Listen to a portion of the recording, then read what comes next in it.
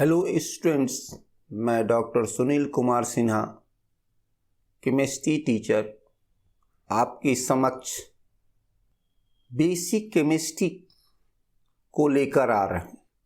इस basic chemistry में हम first of all basic physical chemistry को लेकर आएंगे। 9th-10th में तुम लोग पढ़ चुके हो केमिस्ट्री के बारे में, लेकिन हम उसके इम्पोर्टेंट टॉपिक जो बेसिक फिजिकल केमिस्ट्री कहलाता है उसके बारे में हम आपको डिस्कस करने जा रहे हैं। इस बेसिक फिजिकल केमिस्ट्री को हम 6 लेक्चर में डिस्ट्रीब्यूट किए हैं। पहला लेक्चर इंट्रोडक्शन ऑफ केमिस्ट्री, दूसरा लेक्चर क्लासिफिकेशन ऑफ मैटर, तीसरा lecture physical and chemical change, चौथा lecture chemical reactions and their characteristic, पांचवा lecture chemical reactions and their balancing और छठा lecture terms related to physical chemistry. इसके studies के बाद अगर हम लोग 11-12 में और उससे कंपटीशन से रिलेटेड अगर हम स्टडी करते हैं तो उसका स्टडी हम लोगों को आसान हो जाएगा। 9th-10th में आप लोग को अच्छे टीचर मिले होंगे, सबके पढ़ाने का पैटर्न थोड़ा अलग अलग होगा। हम 11-12 के रिस्पेक्ट में जब हम आगे बढ़ेंगे तो हम थोड़ी बेसिक आइडिया को जनरेट करेंगे। तो इस बेसिक आइडिया को जनरेट करने में पहला टॉपिक मेरा होगा इंट्रोडक्शन ऑफ केमिस्ट्री। इस इंट्रोडक्शन ऑफ केमिस्ट्री को हमको समझने के लिए सबसे पहले हमको स्टार्ट करना होगा साइंस टर्म से। इस साइंस टर्म से हमको स्टार्ट करना होगा।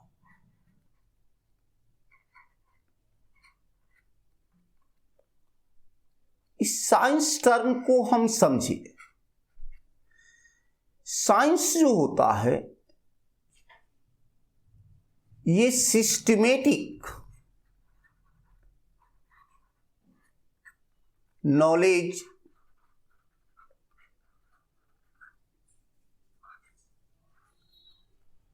Based on observation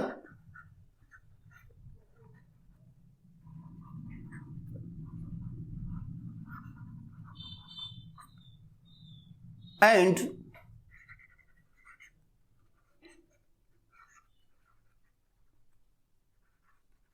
experimentation.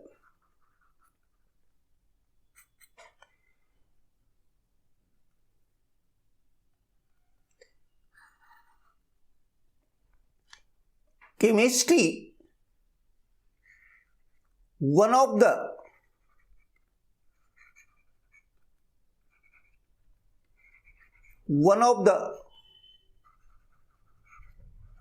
important parts of science.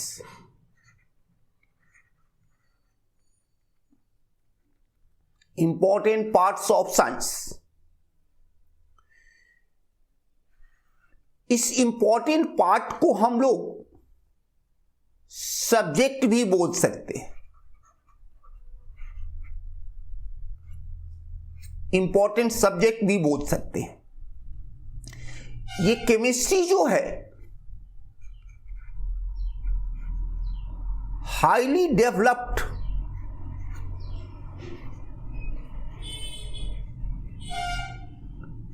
branch of science।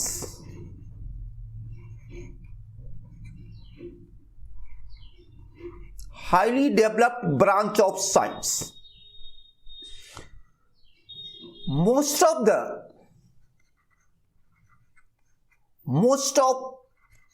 the other subject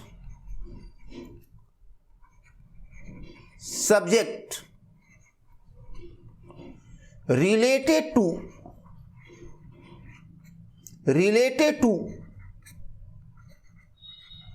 chemistry.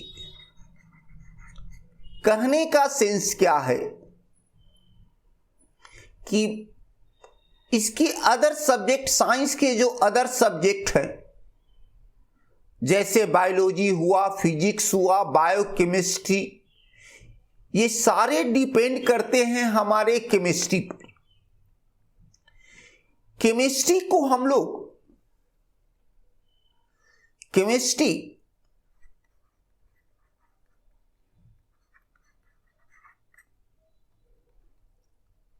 is also known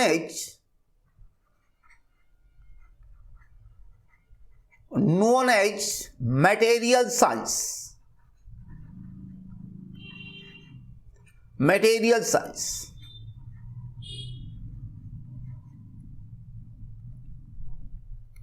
इसको हम लोग मटेरियल साइंस बोलते हैं। मटेरियल साइंस कहने का मीनिंग है कि जितने भी ऑब्जेक्ट होते हैं वो मैटर के बने होते हैं, और हम लोग केमिस्ट्री में मैटर्स के रिलेटेड स्टडी करते हैं, इसीलिए केमिस्ट्री को हम लोग मटेरियल साइंस बोलते हैं।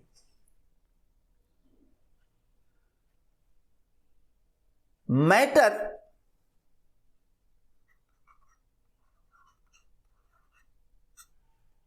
और ऑब्जेक्ट में भी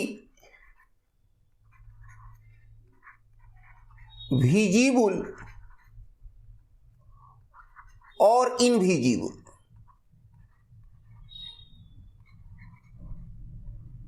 ये विजिबल भी हो सकते हैं और इनविजिबल भी हो सकते हैं।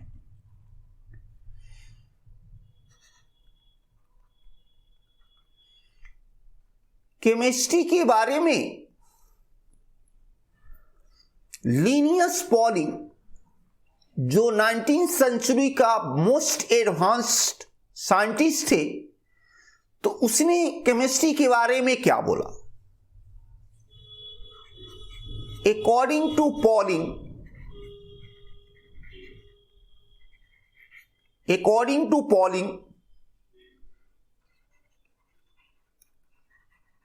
chemistry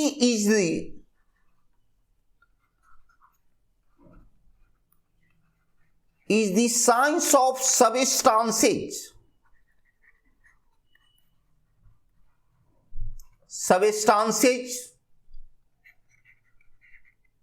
their properties, their structure,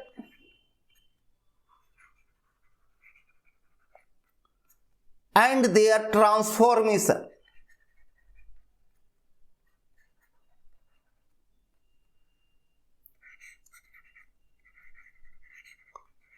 transformations कहने का मीनिंग है कि केमिस्ट्री के अंतर्गत हम लोग सबस्टांस, इस सबस्टांस को हम लोग मैटर बोलते हैं, उस सबस्टांस का स्टडी करता है, उसका प्रॉपर्टीज का स्टडी करता है, उसके कंपोजिशन, उसके स्ट्रक्चर का स्टडी करता है, और एक फॉर्म दूसरे फॉर्म में जो चेंज करता है उसके बारे में स्टडी करता है।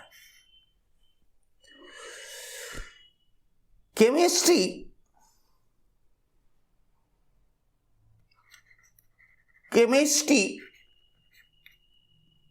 बहुत ही इंटरेस्टेड सब्जेक्ट है, और इसका हमारा रिलेशन हमारा लाइफ से जुड़ा हुआ है, हमारे कल्चर से जुड़ा हुआ है, और हमारे इन्वायरमेंट से जुड़ा हुआ है।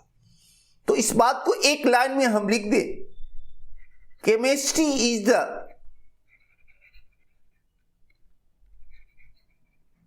Interesting subject which is related to our lives, culture, and our environment.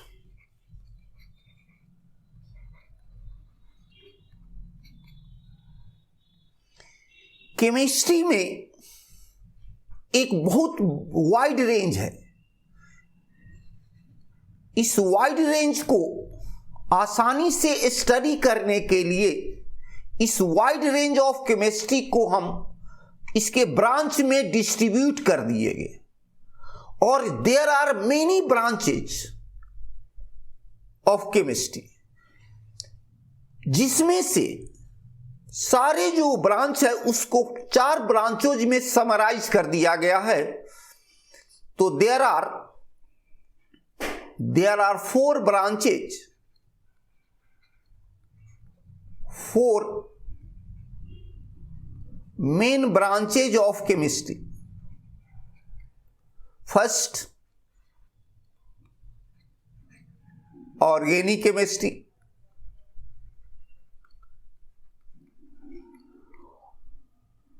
और ये ऑर्गेनिक केमिस्ट्री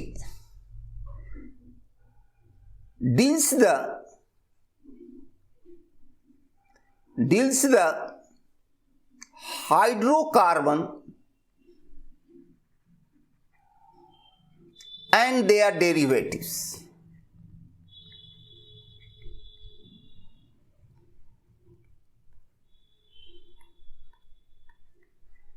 कहने का सेंस है कि ऑर्गेनिक कंपाउंड में आते हैं हाइड्रोकार्बन, और हाइड्रोकार्बन और उसके डेरिवेटिव का स्टडी हम लोग ऑर्गेनिक केमिस्ट्री में करते हैं। सेकेंड पार्ट में inorganic chemistry,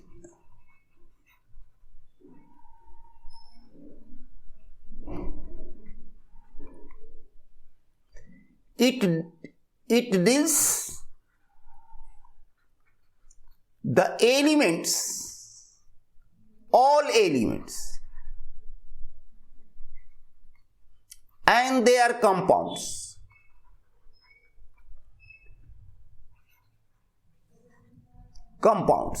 except organic compound।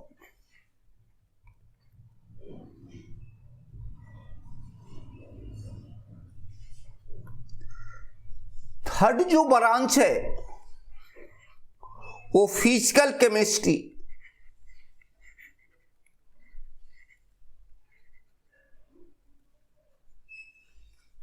related to physical properties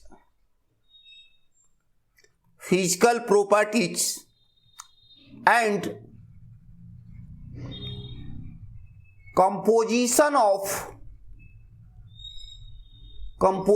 of matter। और चौथा पार्ट्स जो बहुत ही एडवांस पार्ट होता है केमिस्ट्री के लिए, जिसको हम लोग बोलते हैं analytical chemistry.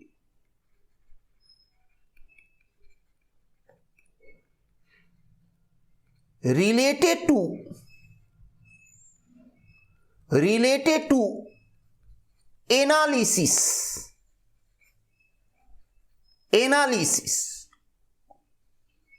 analysis both quantitative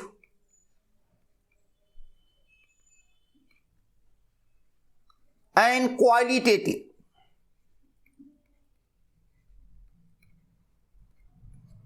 quantitative कहने का सेंस है कि इसका रिलेशन हमारा अमाउंट के साथ है, और क्वालिटेटिव का कहने का सेंस है कि इसका किस प्रकार के बिहेवियर है, उस बिहेवियर से रिलेटेड है। कहने का सेंस है कि analytical chemistry based on experimental facts.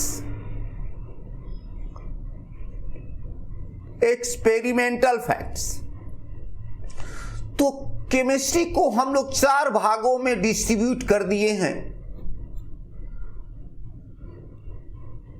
अब हम लोग देखें, अब हम लोग चलेंगे मेन फिजिकल केमिस्ट्री के बारे में। और इस मेन फिजिकल केमिस्ट्री के बारे में जानने से पहले हम लोग दो टर्म को हम लोग जानेंगे, और ये दो टर्म है मैटर एंड एनर्जी।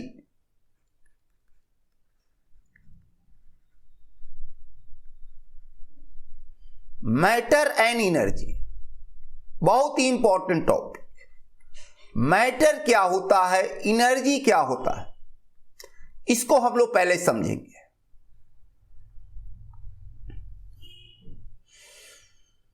मैटर के बारे में आप लोग जान चुके हैं कि इसके पास मास होगा एंड ऑक्यूपाई स्पेस,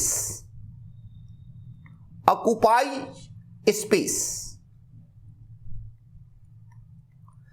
जिसके पास, उस सबस्टांस के पास, दिस थिंग के पास, अगर उसके पास मास है और स्पेस है, मींस कहने का सेंस है यूनिवर्स में कुछ स्पेस ऑक्यूपाई करता है, तो उसको हम लोग मैटर बोलते हैं। और एनर्जी किसको बोलते हैं, capacity to doing useful work, useful work. अब हम लोग चलेंगे, मास को समझेंगे थोड़ा। अब मास को रिलेटेड हम लोग आगे बढ़ेंगे। तो मास,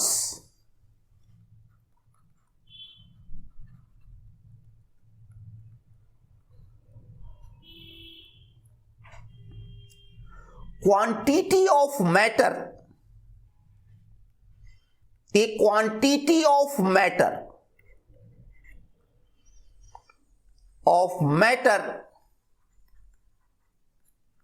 in a particular sample, in a particular sample, उसको हम बोलते हैं mass. Mass of a body is always constant. कहने का सेंस है कि अगर one place to another place, एक कॉन्टिनेंट से दूसरे कॉन्टिनेंट, अर्थ से सन पे जाए, सन से मून पे जाए, तो मास में कोई चेंजिंग नहीं होता है, बट वेट में हमारा चेंज होता है। Weight of matter is not constant and depend on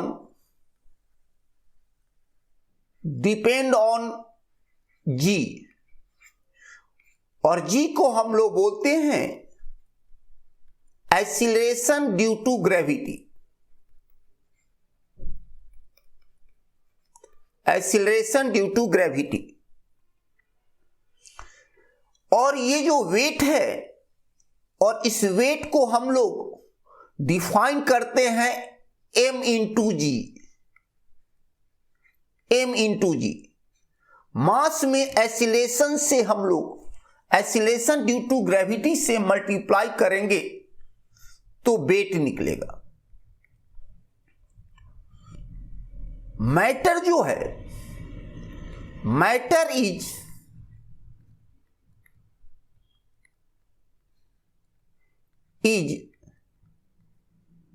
indestructible,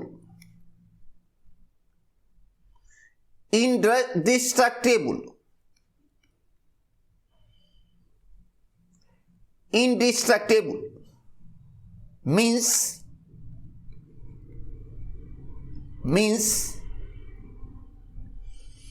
it cannot created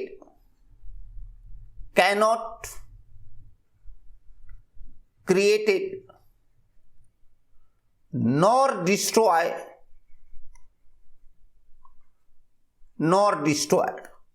इसको हम लोग ना तो क्रिएट कर सकते हैं इसको हम ना तो क्रिएट कर सकते हैं और ना डिस्ट्रॉय कर सकते हैं। ये क्या है? इंडिस्ट्रक्टेबल है, इंडिस्ट्रक्टेबल, इंडिस्ट्रक्टेबल। तो हम लोग मैटर के बारे में समझ गए। अब हम लोग थोड़ा एनर्जी के बारे में समझिए।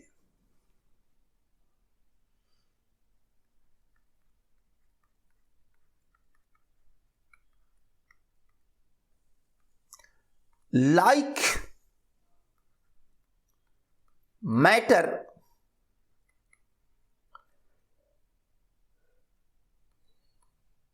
energy neither created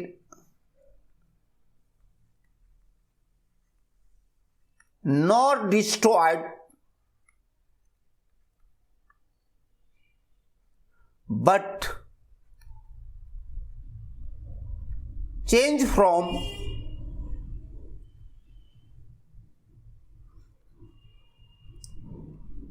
one form into another form।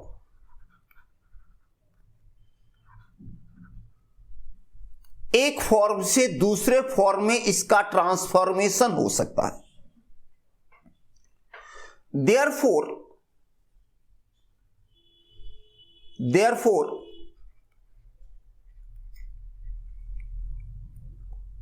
total mass, total amount of matter and energy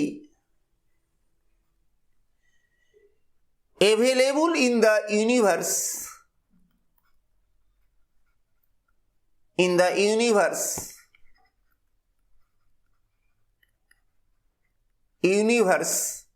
is always constant, always constant। केवल मैटर का भी एक्सचेंज होता है और एनर्जी का भी एक्सचेंज होता है।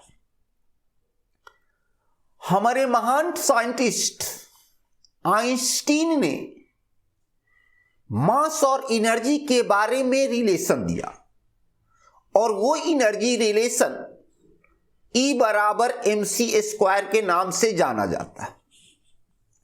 मास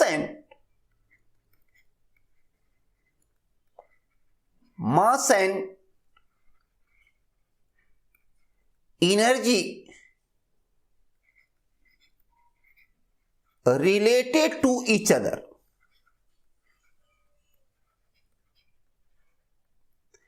According to Einstein,